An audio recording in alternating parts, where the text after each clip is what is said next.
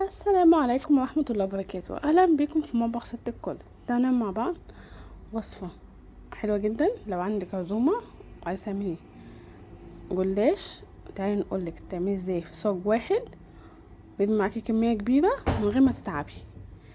اولا هنجيب معانا نعمل الحشوة.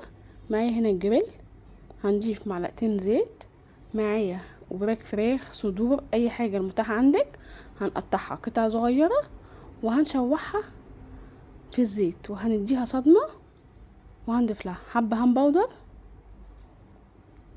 وفلفل اسود وملح وبودرة بصل بودرة توم ورشة قرفة ورشة جنزبيل وبابريكا.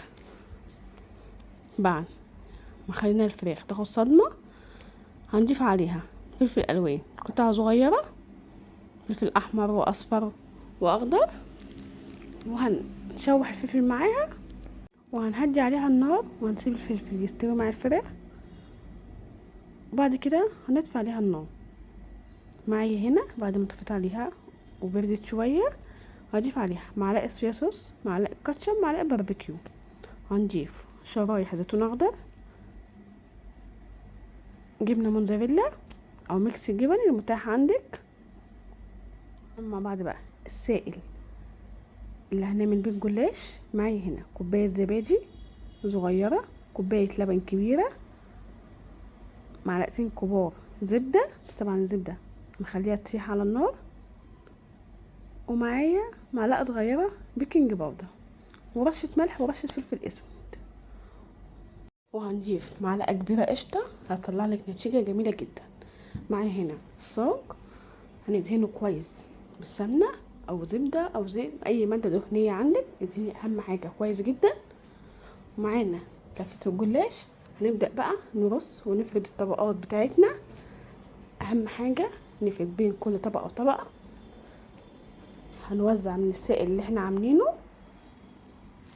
ونحط في كل الجوانب كده زي ما احنا شايفين. واهم حاجه نرص الورق كل جنب قد التاني زي ما احنا شايفين. احنا هنكون مجهزين معانا لفتين جلاش، ممكن الطبقه الاولانيه تاخد معاكي لفه جلاش كامله. بعد كده هننزل بالحشوه بتاعتنا وهنضيف جبن كده على الحشوه. بعد كده هنبدا بقى نعمل الطبقه التانية زي ما احنا شايفين. اهم حاجه اول ما نفتح لفه الجلاش نشيل ورقتين حلوين لفوق الوش عشان يبقى الوش معانا حلو. هنقطع الجلاش بتاعنا زي ما احنا شايفين قطع قد بعض. باقي السائل بقى اللي بقى معانا هنغطيه ونضيفه كله على صاج الجلاش بتاعنا فوق الوش. اهم حاجه نوزعه كويس ونحس ان كل جلاش معانا متشرب واتسقى كويس، دي اهم حاجه معانا. بعد كده هندخله الفرن، اهم حاجه يكون الفرن سخن قبلها. ندخله خدش وقت معاكي، بيطلع تحفه وجميل وعامل معاكي كميه كبيره.